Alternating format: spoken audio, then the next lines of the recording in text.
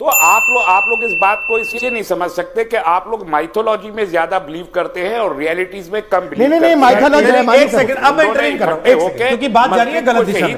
तस्लीम रहमानी साहब सुनिए मेरी बात। तस्लीम रहमानी साहब एक सेकंड रुक जाइए। आप बाबर से आप भगवान राम पे मत जाइए, फिर माइथोलॉजी पे आप जाएंगे तो फिर लोग आपसे भी पूछ देंगे उड़ने वाले घोड़े कौन से उसके हिस्सा हैं, कौन सा इतिहास है।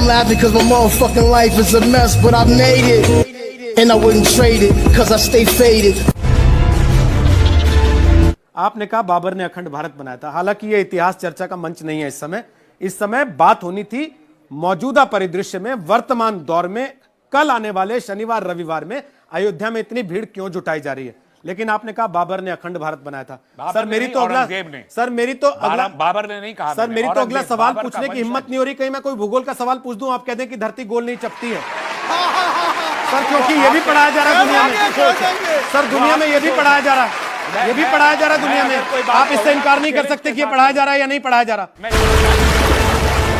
रोहित जी ऐसे लड़ाई होकर नहीं हो पाएगा। आपको यही चाहिए तो अरे पहले अरे गुंडागर्दी नहीं करने हैं भैया, आराम से डिबेट करो। क्या बदतमीज आदमी को डिबेट पे बुला रखे हैं? अभी बहस होगी, वो बदतमीजों को डिबेट करने। आप एक काम संबित पात्रा जी को तालियां मदारी का काम आता है, तो मदारी बनिए। अब आप मदारी का काम देखिए ना, आप एक काम कर मदारी का काम होगा आपके इंडिया टुडे में। इसके बाद अगर मैं मदारी हूं तो बंदर कौन है आप खुद सोच लीजिए ना, मुझे क्या कर रहे हैं प्लीज। ये लोग तो खेल देख रहे हैं, तो बंदर कौन है सर?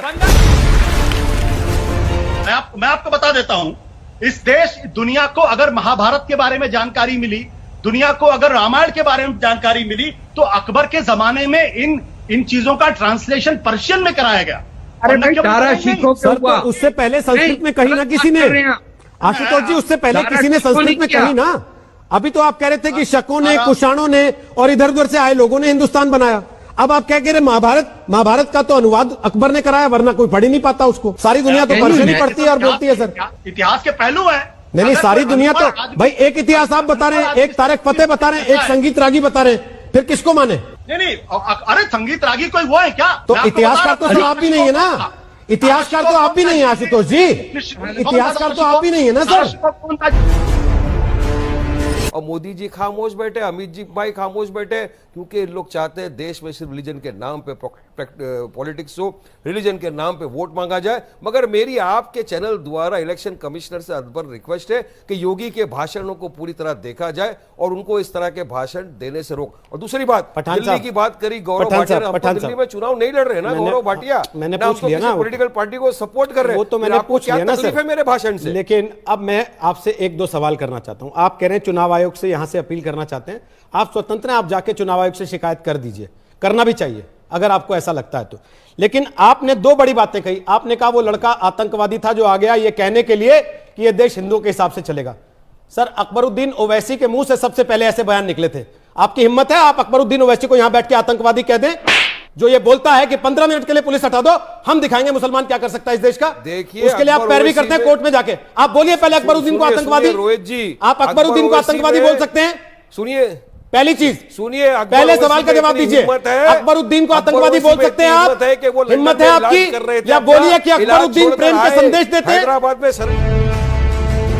दूसरी बात यह है कि जो अभी देश को लड़ने की जरूरत है कोरोना वायरस से, सब मिलकर लड़ रहे हैं, हम सब एहतियात बरत रहे हैं। शाहीन बाग के प्रदर्शनकारी भी जो है मास्क लगा करके, सैनिटाइजर, बल्कि हमारी टीम ने, सब लोगों ने सैनिटाइजर भी वहां बंटवा रही है। मुझे लगता है सरकार को भी इस पर ध्यान देना चाहिए, चूंकि लोकतंत्र है और लोकतंत्र में विरोध प्रदर्शन होना चाहिए, तो सरकार की जिम्मेदारी थी कि वहां मास्क बांटे जाए, वहां पे सैनिटाइजर बांटे जाए, वहां पे जो है चेकअप की व्यवस्था हो, जो जिस तरीके से।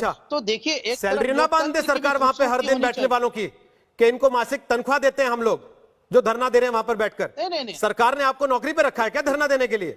दफ्तरों में बांट रही है सरकार, जहां सरकारी दफ्तर में कर्मचारी आता है नौकरी करने के लिए। लेकिन आप अगर धरने पर बैठेंगे तो यह भी उम्मीद करेंगे कि आपको फिर पेंशन भी बांध दी जाए और जीवन बीमा भी करवा दिया जाए साथ में तनख्वाह के। कि आज जो लोग ये कहते हैं कि हिंदुस्तान का मीडिया स्वतंत्र है, उनको भी अपने अंदर झांक कर देखना चाहिए, पूछना चाहिए क्या वाकई मीडिया स्वतंत्र है और क्या वाकई मीडिया जो कहना चाहता है वो कर सकता है। लेकिन इस चैनल पर बैठकर जितनी बार आप सवाल पूछते हैं, किसी ने रोका आपको कि आपने ये क्यों बोल दिया अमित शाह के बारे में, या किसी ने रोका आपको क्यों बोल दिया आपने नरेंद्र मोदी के बारे में? कभी आपके घर नरेंद्र मोदी का आदमी आया कहने के लिए कि बताइए भाई आशुतोष जी आपने ये क्यों बोल दिया था? या आपको दबाव डाला गया? इंटरनेट कानूनों का इस्तेमाल करते हुए आपको नोटिस भेज दिया कि आपने ये अपनी वेबसाइट पे क्यों छाप दिया? अब आपने बहुत संवेदनशील सवाल पूछ लिया। तो पूछूंगा। मैं आपकी तारीफ करूंगा अगर आज जो चीन भारत की सीमा में घुसा है उसके लिए आप देश के प्रधानमंत्री को जिम्मेदार ठहराते हुए सवाल पूछिए। रोहित सरदाना, मैं आपको ये चुनौती देता हूं, आप 2 दिन सवाल पूछेंगे, आप तीसरे दिन आप आज तो जी दिक्कत क्या है ना, नहीं हर चीज में आप लोग गली नुक्कड़ चौराहे की तरह चुनौती देने पे आ जाते हैं। नहीं, आप खुद जब यहाँ बैठते थे आशुतोष जी तो आप क्या करते थे? आज आपकी तारीख आशुतोष जी, आप यहाँ बैठते थे तो आप क्या करते थे?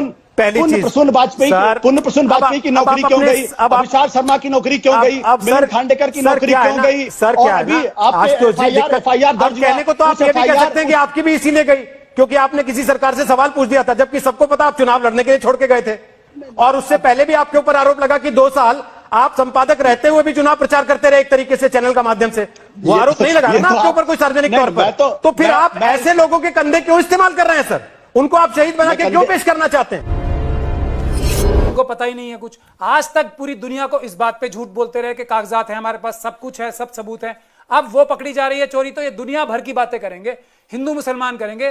जो ये इंडोनेशिया की बात कर रहे हैं, आपको इंडोनेशिया में इंडोनेशिया, लेकिन इन्होंने आपसे पूछ दिया होता कि जिनकी आप पैगंबर साहब की पूजा करते हैं उनका आधार कार्ड कभी चेक किया है क्या आपने, जो मक्का जाते हैं? इनके लिए आप कहते हैं कि सबूत ले आओ तुरंत। अगर मामला धर्म का है तो फिर धर्म का है, फिर उसमें ये नहीं कहना चाहिए ना कि भाई ये पैदा हुए थे कि नहीं पैदा हुए थे। इसीलिए मैं कह रहा हूं ना कि जो काम मिसेस गांधी ने इमरजेंसी लगाकर किया, आज उसी काम को दूसरे तरीके से देश के अंदर किया जा रहा है। अन्यथा यह संभव ही नहीं है कि एक पत्रकार अगर कोई लिख दे, आज उत्तर प्रदेश के अंदर लिख दे, दिल्ली के अंदर लिख दे, उसके खिलाफ सेडिशन के चार्जेस लग जाते हैं। न केवल सेडिशन के चार्जेस लगते हैं बल्कि उसके उस मामले में देश का सॉलिसिटर जनरल अपीयर करता है। क्यों देश का सॉलिसिटर जनरल अपीयर करता है? क्यों बड़े बड़े पत्रकार, बड़े बड़े संपादक आज कर सकते हैं? और आपने संजय झा का जिक्र किया है, मैं आपको बताना चाहता हूं कि संजय जोशी का नाम आप भूल गए। मैं आपका प्रशंसक रहा हूं, आप भूल गए और आज भी हूं। संजय जोशी ये बात कहना नहीं चाहता था। आप सेडिशन के चार्ज की बात कर रहे हैं। आप वो आदमी है जिसको थप्पड़ मार दिया था एक नेता ने सर। क्या बात है, क्या बात है, क्या बात है? काशीराम ने हाथ चलाया, काशीराम ने वो आदमी है आप कह रहे हैं कि उस समय आजादी थी, आज आजादी नहीं है।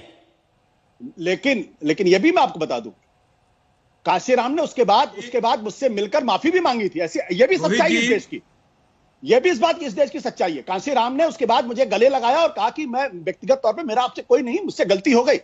मेरी एक टांग नकली है, मैं हॉकी का बहुत बड़ा खिलाड़ी था। एक दिन उदय भाई को मेरी किसी बात पर गुस्सा आ गया तो मेरी हॉकी स्टिक से मेरी टांग के 4 टुकड़े कर दिए। लेकिन दिल के बहुत अच्छे हैं, फौरन हॉस्पिटल लेके गए, ऑपरेशन करवाया, नई टांग लगवा दी, ये स्टिक दी, थोड़ा खर्चा दिया। और यह बात भी सच्चाई है। उस वक्त भी लोगों ने मेरे ऊपर आरोप लगाया था कि काशीराम ने पैसा देकर आशुतोष को खरीद दिया।